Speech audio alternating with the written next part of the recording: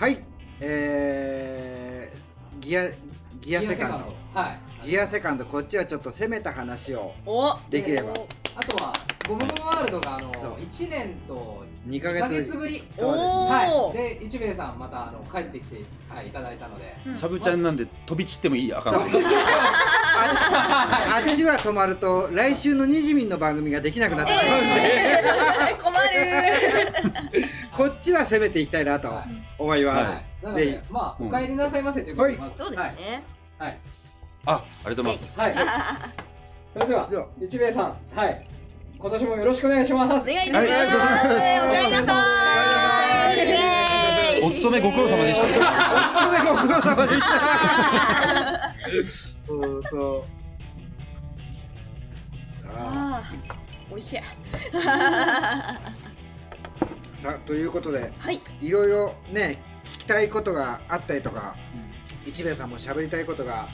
ね普段言えない。あんまり言えないこと言っちゃダメですよ。でもそう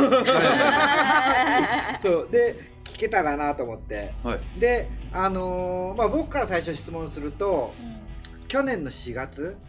の問題が起きた時の話をちょっといろいろ聞いてみたいなと思ってたんですよ。で4月の最初の頃に大和さんの方の何人かが、あれ現行犯でしたよね。そうですそうです。現行犯で4人ぐらい、5人か5人こうなっちゃいまして、で一兵衛さんが22日でしたっけ？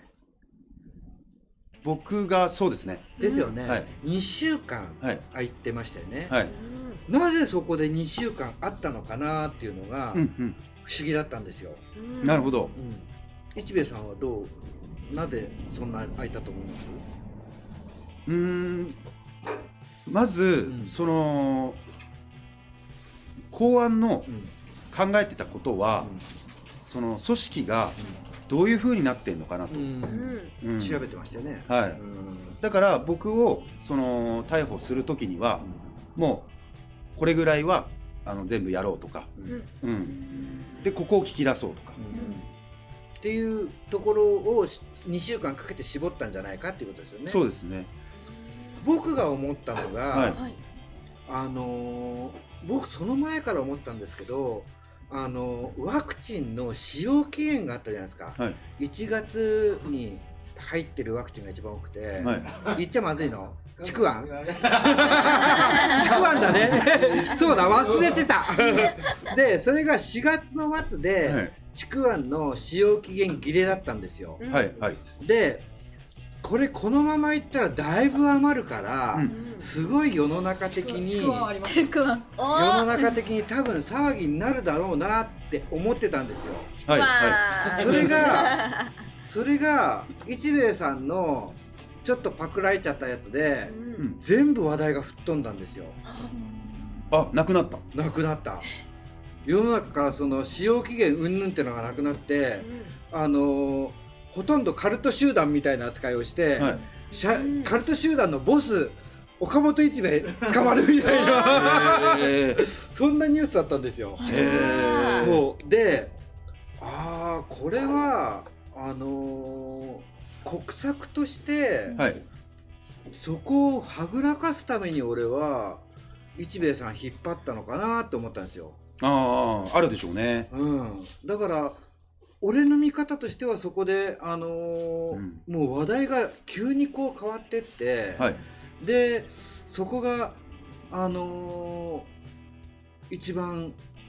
俺はその2週間空いたのが、そういう原因だったんじゃないかなって思ったんですよ。で結局4月の30の使用期限、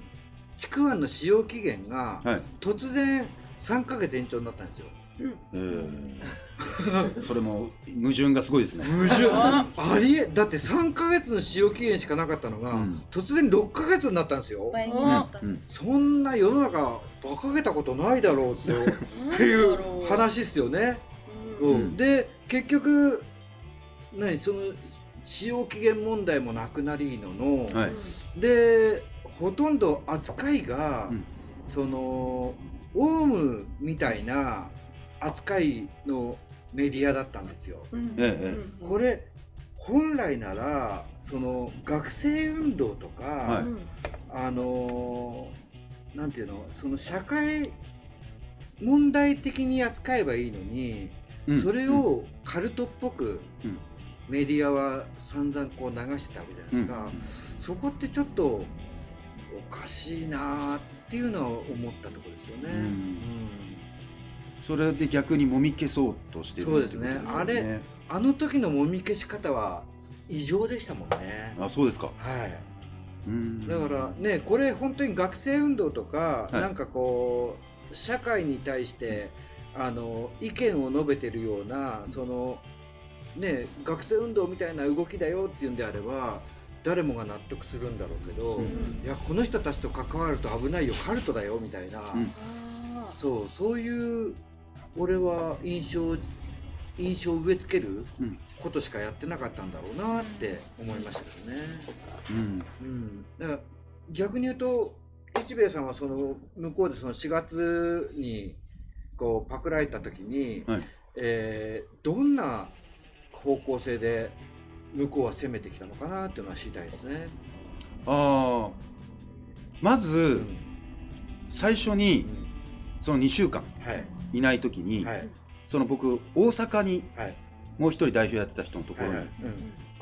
会いに行って、あと弁護士さんにも探してたんで、で関西の方にいたんで会いに行ったんですね。でその前に、その前日に差し押さえがあって家に来て、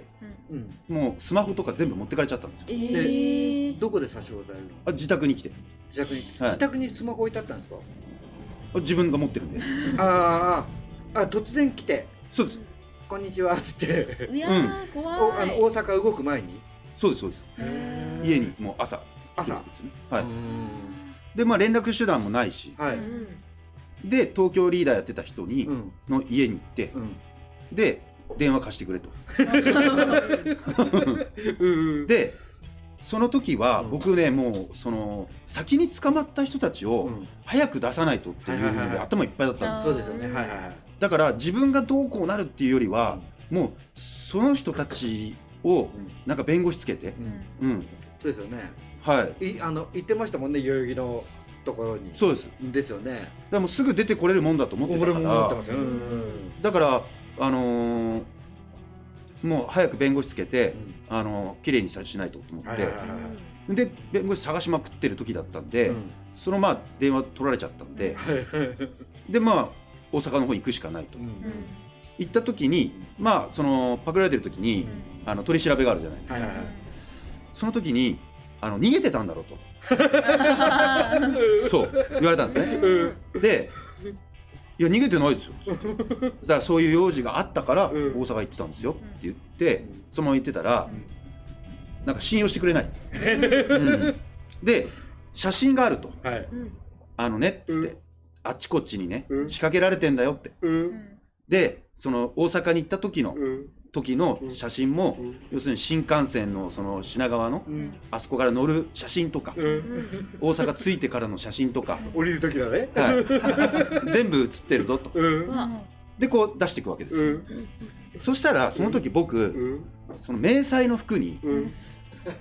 背中に手書きで「大和9」ってでっかく書いてで後ろからも撮られてたんで「ちょっとね」っつって「いいですか?」っつって「この写真いいですか?」って言ってこれ背中に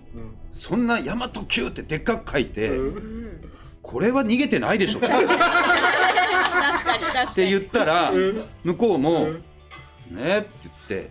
「これは逃げてないね」って言われたんですよ。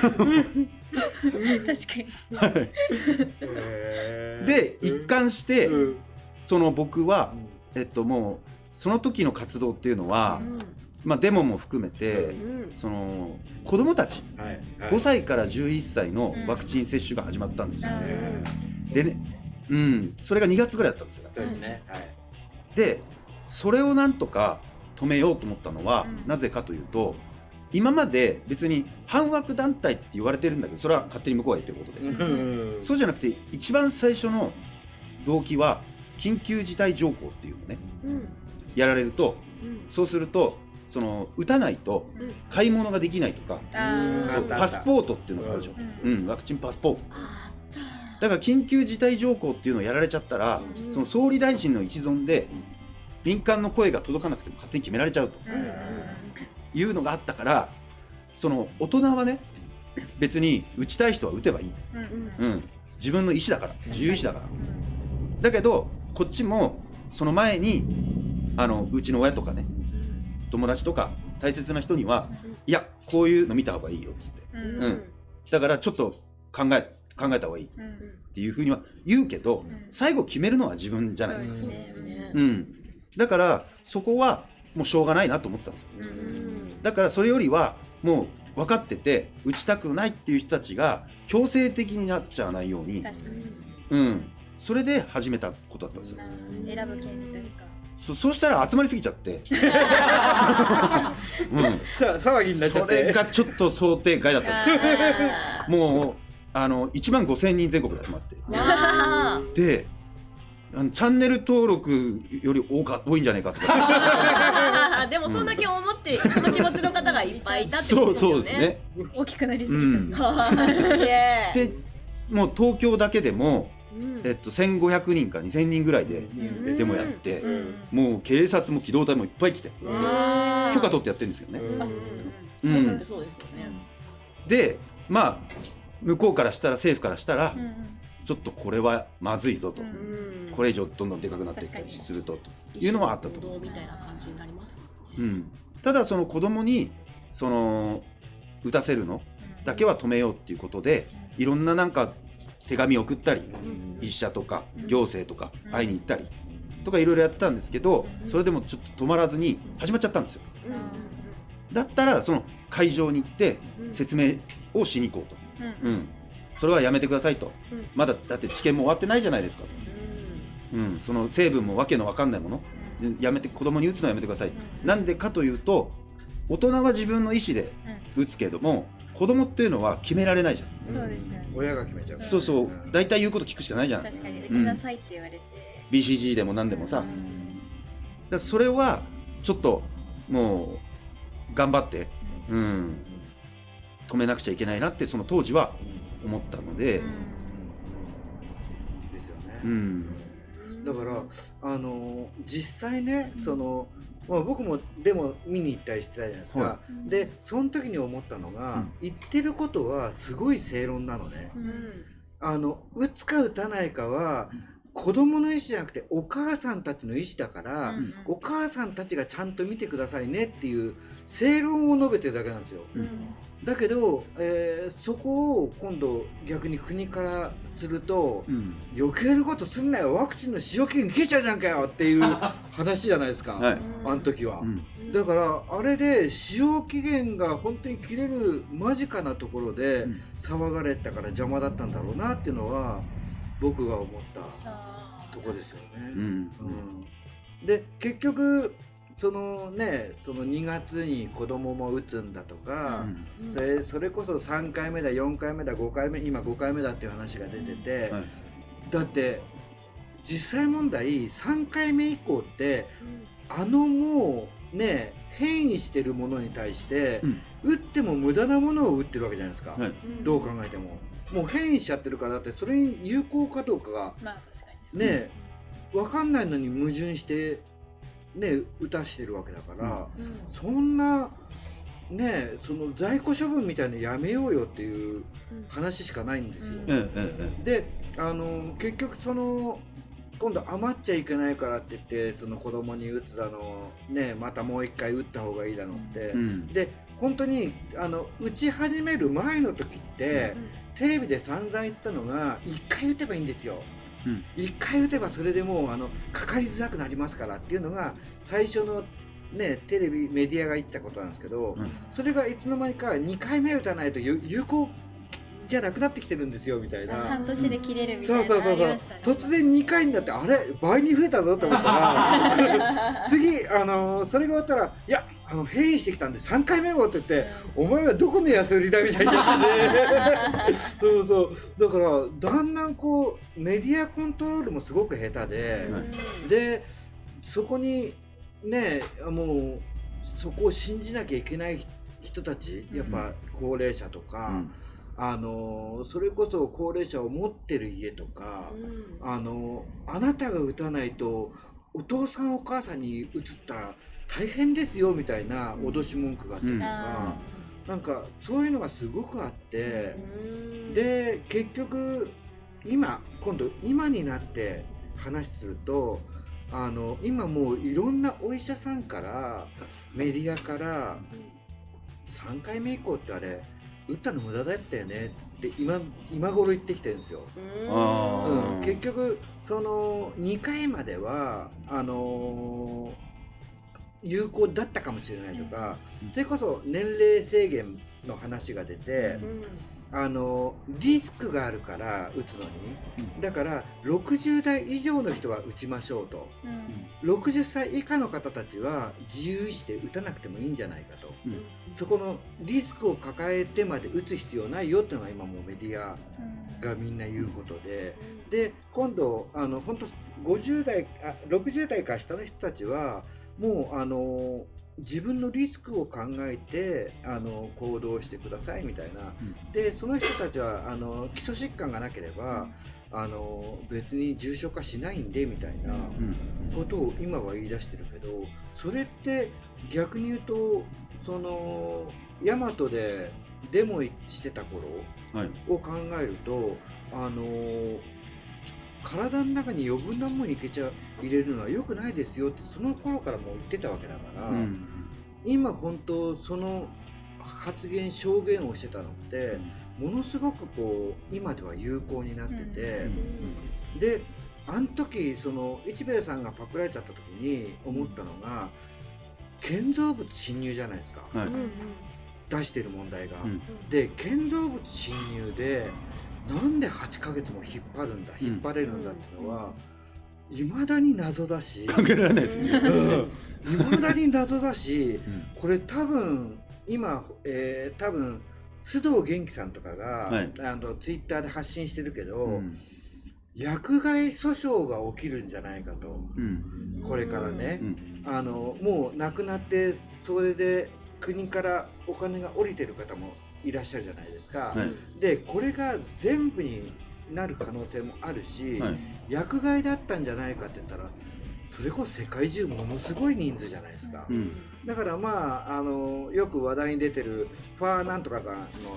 ねメーカーさんとか、もうあんなはピョンって飛んでいくんじゃないかとかね、そういう話って今はこう徐々に出始めてて、で薬害だったら本当に出ると思うし、でこれゆっくり考えるといっちゃんの被害者は8ヶ月パクられた人じゃないですか。確かに。俺はその8ヶ月パクられてる意味が分かんないから、どう思いますか一兵衛さんは。そのやっぱり、それを早く出してあげなきゃいけないっていうのが、もう本当にそのワクチンのことで戦っていくって言っても、その最初長引いちゃった理由の一つとしてはその建造物侵入罪なんだけれども、建造物侵入罪って正当な理由があって入っただとしたら、それはその罪にならないんですよ。だから例えば家がね火事になってると、人の家が燃えてて中から子供が助けてって言ってる、それを助けに入りました、だけどその家の持ち主たちには許可取ってないで勝手に入ってるわけですよ、でそれっていうのは助けに行ったっていうことが認められれば、その建造物侵入にはならないんですよ、だから最初は罪は認めますと、でやったこともあんだけ派手に自分たちで知らしめてましたから、日本全国に、で別に隠すことなんて何もないと、で堂々とやってたんで、だからそのやったことは認めるけれども、そのやった理由はそのワクチンでその子どもたちが危険な目に、薬害で危険な目に遭うのを止めるためにやったんだって言ったら、そうするとそれは罪を認めたことにならないっていうジャッジだったんですよ、検察の。でも、子供を助けに行ってたら間違いないですもんね。確かに。そうです。だけどそれはなんつうんだろう、否認してる。こういう理由だからこういうのは罪にならないだろうっていうことに否認しちゃってることになるから、でここが日本の法律のおかしいところで。でも否認してても起訴はするじゃないですか、通常なら。そうです。で通常なら否認してても、要はだってもっと言えばなんだっけ、喋んなくてもいいわけじゃないですか。はい、なんて言うんだっけ、黙秘権、黙秘権が認められてるわけだから、日本は別に証言しなくたって起訴すれば終わる話じゃないですか、ただの建造物侵入だったら。それをいやああじゃねこうじゃねって言って何回再逮捕、3回4回ぐらいですよね。そう、3回です。3回ですよね。そんなにする必要ってなかったですよね、本来は。だから時間引っ張ってるしかないですよね、あれは。だから認めた人はすぐ出れるんですよ。出れました。出れました。他にもたくさん出てますもんね。罰金で20日で終わりですね。だけど認めてるんだけど、ワクチンは良くないものだからそれを止めたかったくて会場に説明を求めに行ったんだっていうと、それは裁判でやってくださいってそうなんですよ。そうしたらどんどん引き延ばされてるわけですよ。でその弁護士の問題もあるんですけど、だけどそのやっぱり日本の制度っていうね、ところでその普通は裁判までやって有罪かどうかっていうのをすぐに結果出すんですけど、日本だけなんですよね。こうやってずっとその留置所とか拘置所に置いとくっていう。だからそれでもう大体逮捕ってなっただけで、判決出る前にもうあの人悪いことしたんだってなるじゃないですか。そうですね。ね、もう世間的には確かに、もうこう手錠かけられた時点で、犯罪者でしょ。で犯罪は確定してないのに、容疑なんですけど、だけどそういうふうにもう作っていっちゃうんですよね。都合悪いものはそういう印象操作してる。それは俗世間でいう見せしめってやつですよね。そうです。見せしめにしろって言われましたもんね。やだ。その下で記者がいっぱい集まっちゃってますけどどうしますかって言われてる時に、見せしめにしろって言ってましたよ。マジで？そうです。怖警察が？そうです。だ徹底的にその反枠団体っていうのがもうその上から言われてるわけですよ。だってクルーズにも来ましたね。うちのねチャンネルにも出演してるからっていうので、いろいろ問題あって、日米さん出てる動画消さないんだったら私出ませんみたいな人とかいたもん。いっぱいいましたよ。いっぱいいて、じゃあ消さないんで出ないでくださいって言っちゃいました。素晴らしい。さすがホワイトハット。それはね、もうずっとありましたよ。あったね。あったけど、僕と社長はね、配信でも日米さん、まあ人間的にもね、こんなに好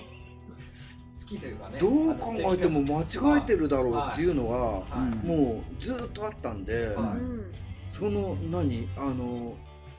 その間違えてるだろうっていう判断ができなくて、だって相手は公安警察だよっていう、そのね、なんか水戸黄門の印籠みたいなね、多分ここに公安って書いてあったんですよ。直接会って話もしてるし、もう大丈夫なんで、じゃあこっちが大丈夫ですっていうね。だからいかに自分の意見を持ってないかっていうのは今回すごい思った。そうなんですよ。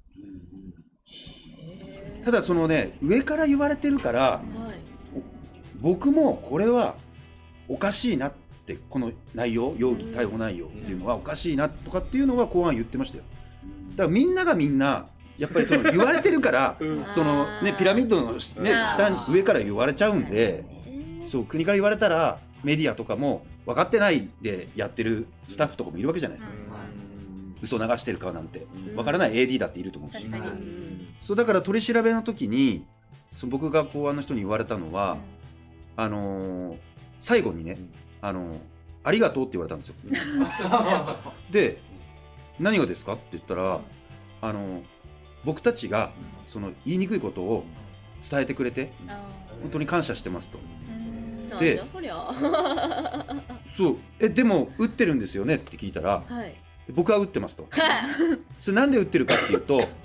僕は家族を食わしていかなくちゃいけないんだと。だからこの仕事はもう公務員じゃないですか、もうやらないとやっぱり仕事、いられないみたいな同調圧力やっぱりすごいんですって。だけど子供には打たせてないと、自分の子供に、それはなんでですかって言ったら、そんなわけのわかんないもの自分の子供には打たせられません、だけど僕はもうこれを打ってもう亡くなってもいいと、命なくなってもいいと。でもそうしないと僕が仕事しないと家族を養っていけないから、って言われた時になんかやっぱさっき言ったね、なんでこういうことが起きるかっていうと、さっきのお金の話と同じなんですよ。上が支配してる人たち、コントロールしてる人たちが人間の数とかを減らしたいんですよ、ちょっと増えすぎたらこれぐらいにしたいとか、それで操作してくるものがあるから、それをもう言うこと聞かざるを得ない、国連とかで可決されたりしますからね、そういうのって。だからそういうのが今トランプさんとかいろんな国の首相とか立ち上がっていって、今それはおかしいって言ってさっき言った会社とかを訴え始めてるっていうのがやっと始まった。だけどその時は1年前っていうのはもう本当に今と全然違ったから、もう今だと週刊誌とかコンビニ行ったってもう全部そればっかりじゃん。でもすごい怖いと思うんですよ、もう打った人は。もう電車乗ってたってここにも書いてあるし心臓が溶けるとかって書いてあるみたいなだからもうそういう時代になっちゃったんで、僕たちが去年やってきたことっていうのは本当に全国で1万5000人ぐらいからスタートしたんで、本当にここにも仲間たくさんいるんですけど、子供たちのいろんな目にはあったけど、子供たちこれをきっかけにね、いやなんであそこまであいつらそこまでやるんだろうって、でちょっと調べてみようかな、って言ったら有志医師会でワクチンはこうなりますとかっていろんなのが出てくるでしょ、そこに目がいって真実に気づいて、もう自分はやっちゃったけど子供だけにはちょっとやめさせとこうと、ちょっと様子見ようとか、って言って子供に打つことをやめてくれる親が僕たちの全員の活動で1人いたら大成功と思ってるんですよ、全国、日本全国で。もしかしたら多分1人はいたんじゃないかなと思ってる。ますよと思いますね。実際いましたねって言ってくれる人もいるし、だからそれがたまたま僕がなんかこういうインフルエンサーみたいな仕事やってるからきっかけ作っただけで、本当にだから中にいた人たちは大変だったけど、まあみんな大変だったんで、家族とかが親とかが倒れてったりとかして、で仕事なくなって働けないとかさ、だからそういう中でもうみんな大変だったから、別に俺だけじゃなくて大変な人たちでまあなんとか一人救えたら成功だよねっていうことで、もう2022年はもうみんなで最後まで走れたんで、あとはもう打つ人は打ったし、これから初めて打ちますっていう人なかなかいないじゃん。確かに、だからね、もう最初分かんなくてちょっと打っちゃったんですよっていう人をもう今気づき始めるから、そういう人が増えてくる中で、ちょっとじゃあそれで体が不安になる、いきなり反応出ないですから、スパイクタンパク質っていうのがどんどん自然免疫力なくしていくんですよ。そうするとそこに入れてたがんとかいろんなものが、要するに免疫下がることによっていきなり出てくる。だからターボがんとかって今言うでしょ。あれ何かっていうと、もうそういう風に設定されてるんですよ。だから気づいた時にはもうステージ4とか、だからそういう風にされちゃうんで、なんかそれをちょっとでも遅らせて、これから出てくる新しい、さっき言ったね、メドベッドとかってね、そういう新しい医療が出てくる、用意されてるんですよ。でそれをやってくれてるそのトランプさんとかプーチンさんっていうのがアイコンになってますけど、それがその Q とかホワイトハットって言われてて、そういう人たちが今世の中を変えてってるのはもう明らかに間違いないんですよ。だから本当に素晴らしい世の中が来るんで、打っちゃった人をあとはなんとかその止めるんじゃなくて、もう止めるフェーズは終わったから、今やっていこうと思って全国回ってるのは、その打っちゃった人に対して延命措置、そのベッドに突っ込むまで、新しい医療が出てくるまでの、ちょっとの間をなんとか松葉茶飲んでもらったり、そう納豆がいいって言うんですよ。納豆キナーゼ。納豆キナーゼ。はい。で、あと生卵。卵。そのまま食べる。だから納豆とかに入れて食べると完璧なんじゃない？確かに最高。そういうの発信したいですよね。確かに。それでラリーしてる。だから本当に知らない人たちがまだいっぱいいるから、そういうのをこういう風にしましょうね、こういう風にしましょうねっていうのをどんどんいろんなところで発信できればね、もっと。それこそ一番被害を受けたのが、だってテレビ見てたワイドショー好きの人たちが一番あれだから、そういうところで言えよって感じですよね。もうお前らが仕掛けたからこんなあったんだからっていう。でラリーがもう売り切れてるんですもんね。次がまだいけるのが毎回1日でね、たくさん集まってくれて、でまあその一緒にね活動してた人たちと会えるのも嬉しいし、やっぱりその打った人をたくさん連れてきてもらいたいし、でその学生無料にしてるんで、やっぱりその別に打ってようが打ってなかろうが、以下そうです。学生以下、学生は高校生以下、高校生、中学生、小学生とそれ以下は全部チケット無料なんで、大学生も無料なんですか？大学生はちょっと一応一般扱い。ああ、そうなんですね。だから未成年、要は18歳未満が無料っていう。なるほど。そうですね。だからなんかその親とかが子供連れてきてくれるとか、でそのまた子供を連れてきてもらうとかして、やっぱりその若い人たちのまあ打ってる人だったらなんとか助けないといけないじゃないですか。でこれからただでさえ少子化なのに、もう日本終わっちゃうんで、そうだからやっぱりその年齢でどうこうじゃないけど、やっぱりその来てほしいから、若い人たちに。であとはその打ってない人でも学生とかでやっぱりこれからの未来を作ってくれる人たちですから、だからなんかそのもう僕たちはその最後のもうなんか戦争の真っ盛りの時の今生きてるから、だからそれも終わるけども、この若い人たちはただ犠牲に遭ってるだけじゃないですか。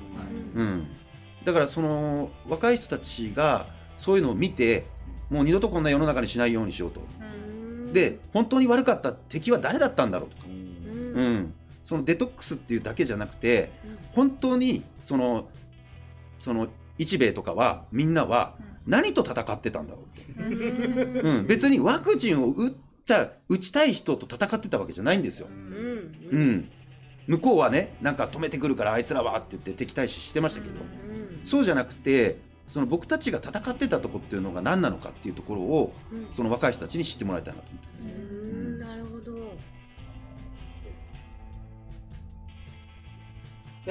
もう時間はどうなんですか？もう時間はいっぱいいっぱい。はい。なのでまあ、はい、こんな感じで、こんな感じで、ゴムゴムワールド、月1で一兵衛さんにお願いさせていただくんで、よろしくお願いします。よろしくお願いします。ちょっといろんなことをどんどんやっていきたいと思いますんで、楽しみだ。ぜひぜひ皆さん月1回やりますんで見てください。もうジェサラ生命はいつとか、ちょっと上級編はまた一人の時でやります。でも本当に分かりやすくて説明が、興味も持ちやすいというか、入り口にもなりやすい、ということで。でやっぱりこうやって繰り返しね、繰り返しなんかそのね、まだ知らなかったっていう人にね伝えていくっていうのが一番大事だなと思ってるんで。なるべくこうね、いろんな発信力がある人がどんどんね、出していければ一番いいことだよね。でまあ本当にそのね若い人たちに